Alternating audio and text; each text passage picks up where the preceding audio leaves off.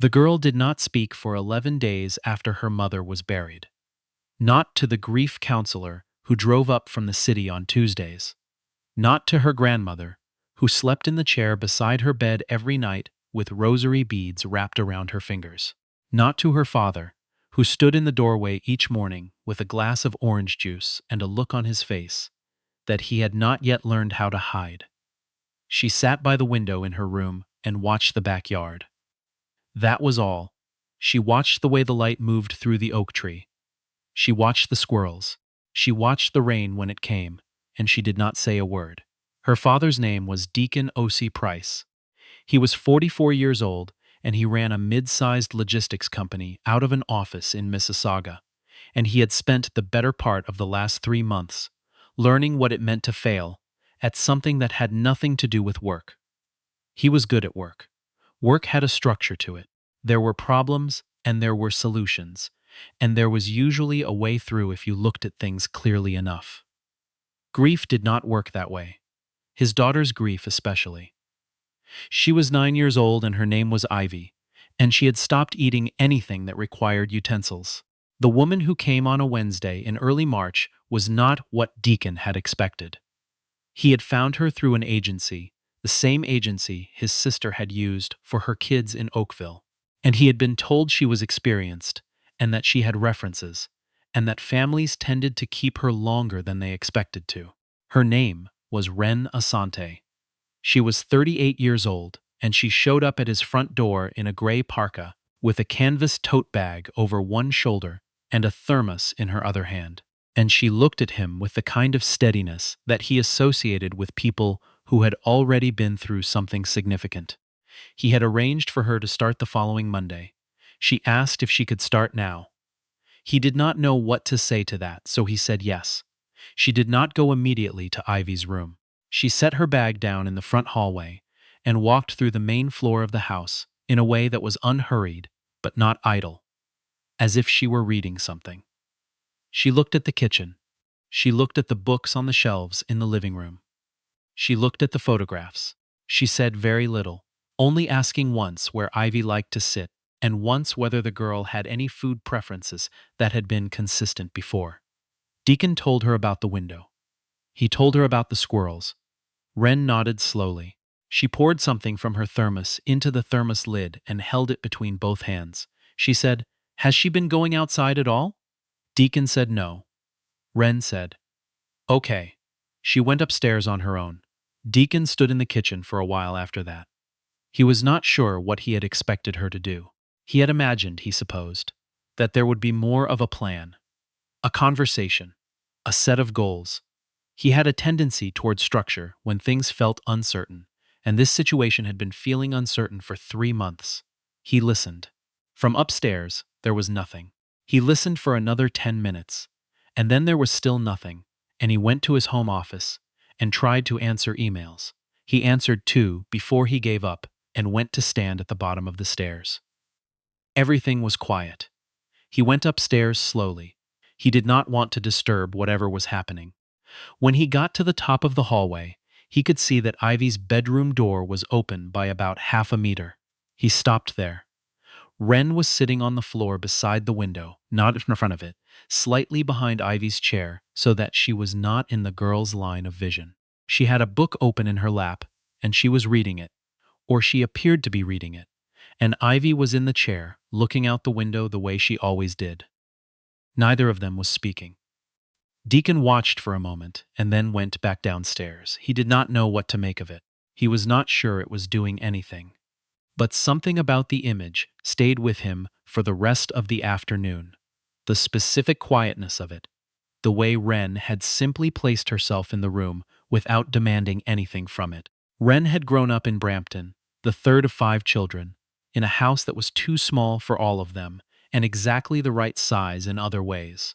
Her father had worked nights at a distribution warehouse, and her mother had cleaned offices downtown, and they had both been very tired for most of Wren's childhood.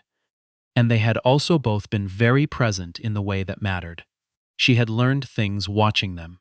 She had learned that presence was not the same as attention, and that sometimes the most useful thing you could offer a person was simply your willingness to stay.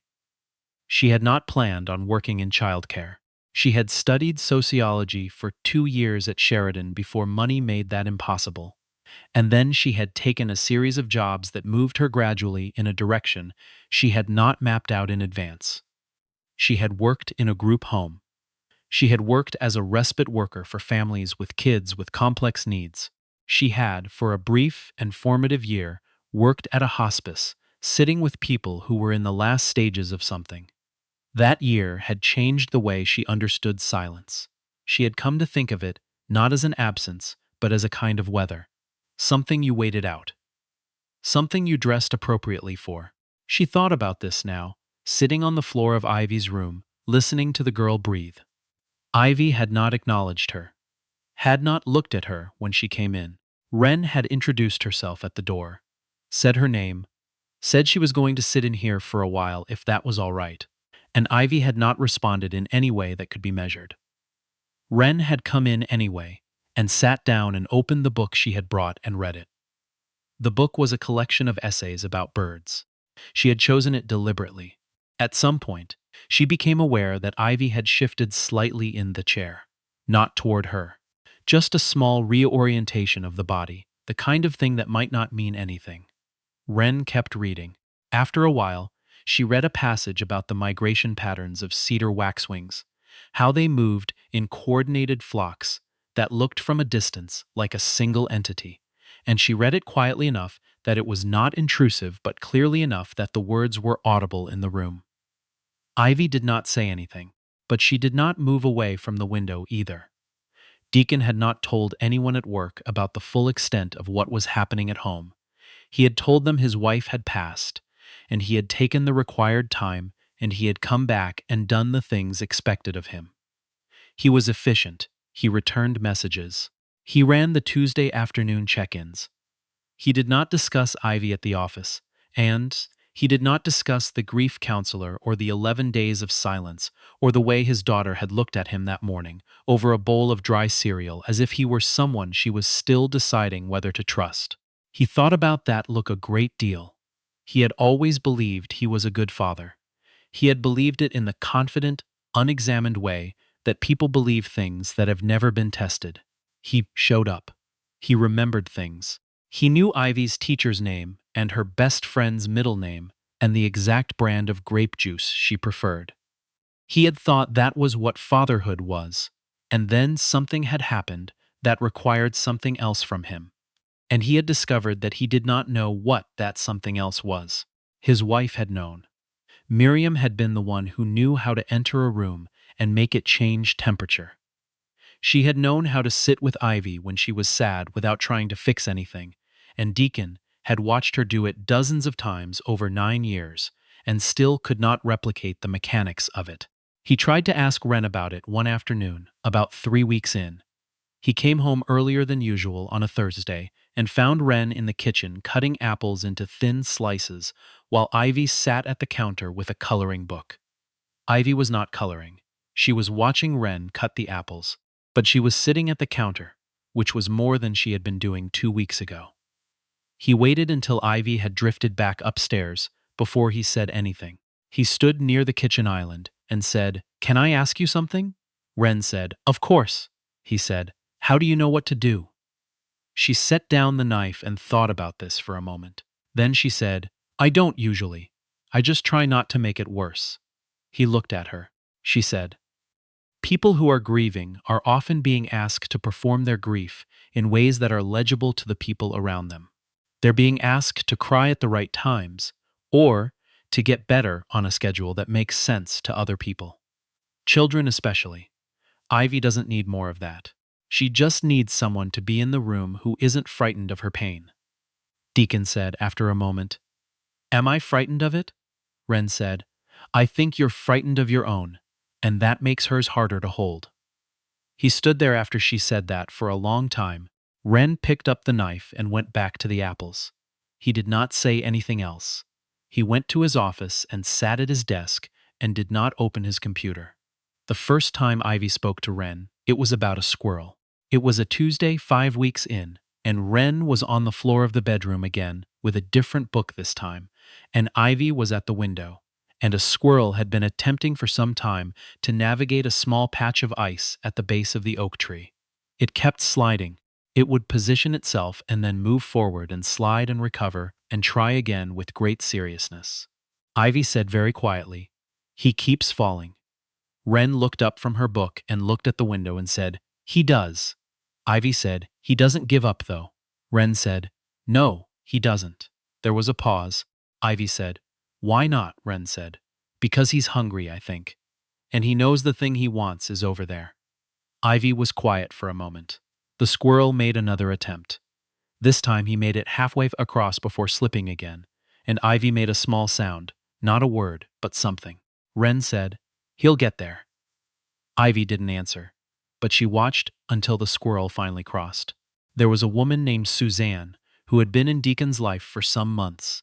He had not mentioned this to Wren, or to his sister, or really to anyone, because the arrangement felt provisional, and he was not sure what to call it.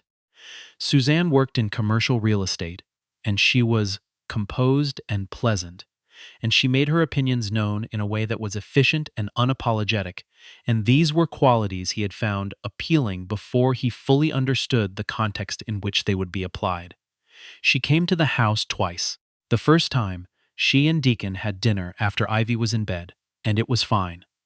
The second time, she arrived before Ivy was asleep, and Ivy came downstairs in her pajamas and stood at the bottom of the stairs and looked at Suzanne with an expression that Deacon had no way to decode.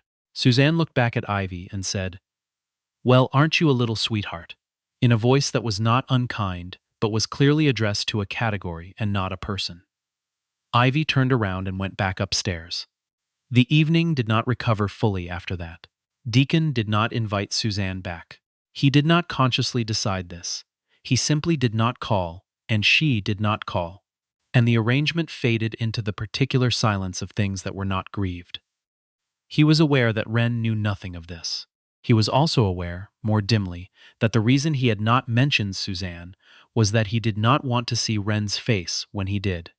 This awareness made him uncomfortable, and he did not examine it closely. What he did instead was take on more at work. He stayed later.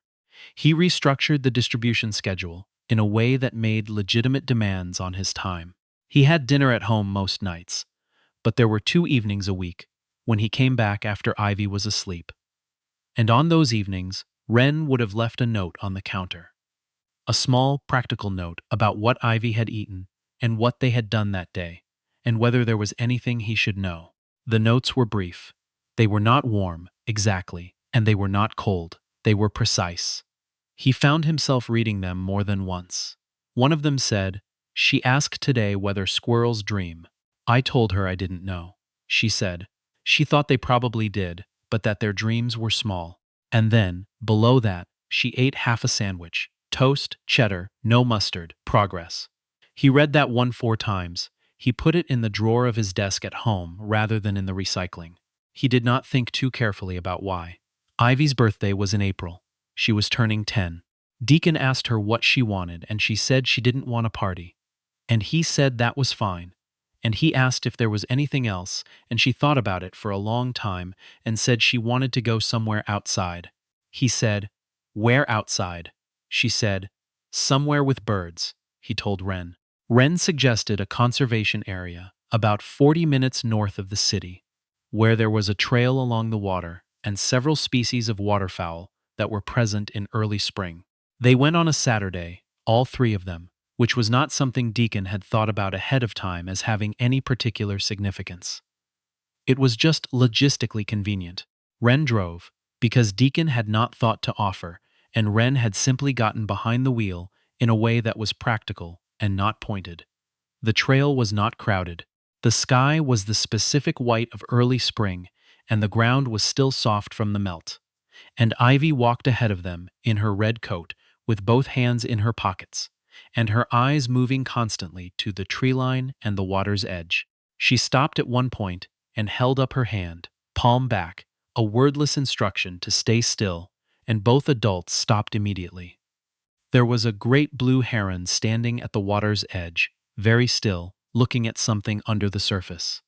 The three of them watched it for a long time without speaking. At some point, Ivy reached out, not looking away from the heron, and took Wren's hand. It was automatic. It was the way a child reaches for a hand, when they are absorbed in something and not thinking about reaching. Wren held it. She looked straight ahead at the heron. Deacon was 2 steps behind them. He saw it. He looked at the heron. His throat was doing something he was not going to address. The heron struck. Fast, decisive, and then it had a fish, and Ivy made a sound of pure surprise, and Wren laughed, and Ivy laughed too. And it was the first time Deacon had heard that sound in 4 months. He was not prepared for it. He turned slightly away and looked at the water until he was ready to turn back. There was a conversation that happened in early May.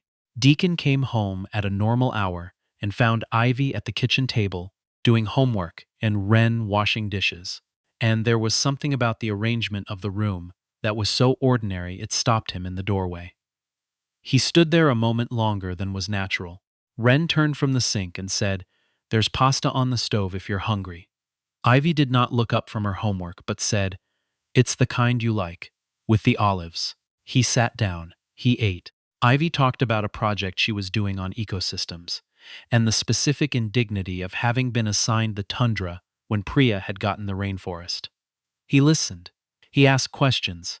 Wren dried the dishes and put them away, and when she was done, she sat down at the other end of the table with her own tea and listened too, and at no point did anyone make note of the fact that this was what they were doing. Later, after Ivy was in bed and Wren was getting her things from the hallway, Deacon said, "You don't have to leave right at 8. Wren looked at him. He said, "If you wanted to stay and have tea or something, you don't have to rush off." She held her canvas bag in both hands and was quiet for a moment. Then she said, "Deacon." He said, "I know." She said, "I'm not sure you do." He said, "I think I do." She looked at him steadily. She was not unkind about it. She said, "I'm Ivy's caregiver. That's the relationship we have. And it matters, and I don't want to complicate it." He said, "I understand." And then, because he was a person who occasionally said more than he meant to, he said, "But I want you to know it's not nothing. What you've done here. For her. It's not something I know how to say properly." Wren was quiet for another moment. Then she said, "She's easy to care for." He said, "She didn't used to be easy for anyone." Wren said, "She was always easy. People just needed to learn how to be easy back." She left. He stood in the hallway for a while. He did not push after that. He did not extend invitations that were not practical. He behaved professionally, and he meant it, or he meant most of it. And he directed the remainder of his energy into being more present in the ways Wren had shown him were possible. He learned to sit with Ivy without an agenda. He learned to let silence be a room they were both in, rather than a gap he had to fill. He started taking her to the conservation area on his own, on Sunday mornings, just the two of them, with a thermos of hot chocolate and the bird identification book Wren had put on the kitchen shelf one day without explanation. Ivy started talking more, not all at once, in the way that things grow, slowly and then faster, and then one day you look up and there is something that was not there before. She told him one Sunday that she had dreamed about her mother. He said, "What happened in the dream?" Ivy said, "She was in the backyard. She was doing something with the garden, and I was watching from the window." He said, "Did you go outside to her?" Ivy said, "I was about to, but then I woke up." He said, "I'm sorry." Ivy said, "I'm not. It was good to see her." He looked at his daughter then, this person who was 9 years old, and turning into someone specific and unhurried, and he thought about what Wren had said about being frightened. He thought about how long he had been standing in the doorway holding the orange juice. He said, "I miss her too." Ivy said, "I know." She leaned against his arm. He put his arm around her. They watched a pair of mallards navigate the edge of the water with the seriousness of people with somewhere important to be. It was Ivy who said it first. She said it in June, on an evening when Wren had stayed a little later, because Deacon had a call that ran over and they had all ended up having dinner together again. And afterward, Ivy had gone upstairs and come back down in her pajamas with a book and settled herself on the couch between them in a way that was so settled, so unhesitating that neither adult moved. Wren read. Deacon looked over some papers. Ivy read her own book. After a while, Ivy looked up at Wren and said, "Do you ever think about what it would be like to live here?" Deacon looked up from his papers. Wren looked at Ivy carefully. She said, "Why do you ask?" Ivy said, "Because you're here a lot, and it's good when you're here." Wren was quiet. Ivy said, "Dad thinks so too." She said it with the precise casualness of a 9-year-old who has been watching adults very carefully for a very long time. Deacon said, "Ivy." Ivy said, "What?" "It's true," she looked at Wren. "He reads your notes twice." The room was very still. Wren looked at Deacon. He looked back at her. He had the expression of a man who has been found out by someone much smaller than himself, and who, if he is honest, is somewhat relieved. He said, "She's not wrong." About the notes. Wren was quiet for a long moment. Then she said to Ivy, "I think it would be complicated." Ivy said, "Most good things are." Wren looked at her. Something shifted in her expression, some careful keeping back of something. She said, "Where did you hear that?" Ivy said, "You said it." In February, about the squirrel. They did not resolve anything that night. Wren went home at her usual time, and Deacon put Ivy to bed, and the house returned to its ordinary evening sounds. But the week after, on a Thursday, Deacon called the agency and explained that the professional arrangement was going to need to change because of a conflict of interest, and he asked if they could recommend another placement for the family. The woman at the agency said she understood. He called Wren afterward and told her. There was a silence on the line. Then Wren said, "You didn't have to do that." He said, "I know, I wanted to." She said, "Deacon." He said, "I'm not asking you anything right now.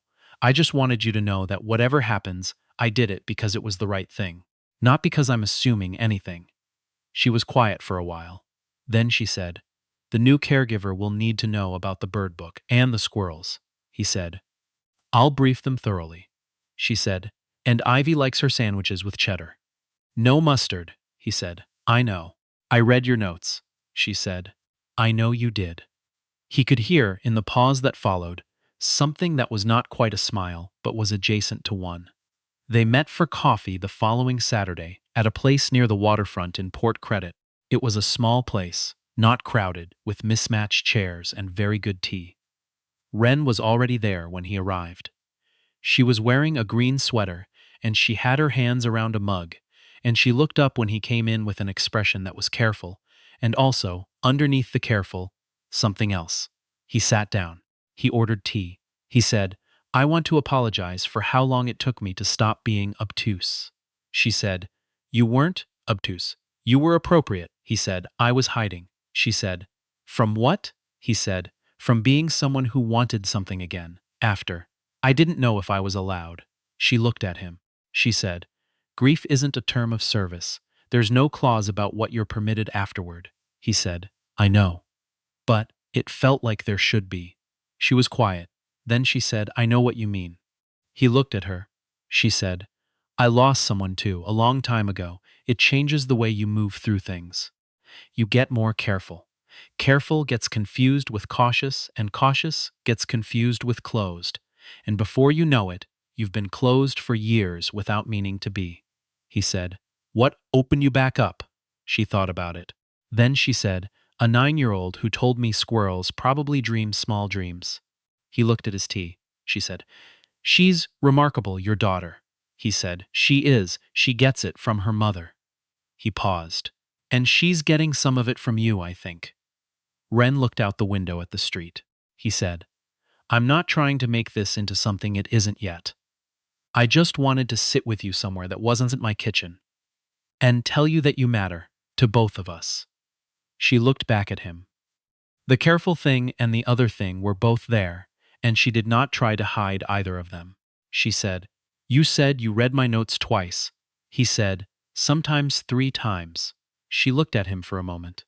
Then she picked up her mug. She said, "Tell me something I don't know about you." He thought about it. He said, "I'm bad at asking for help."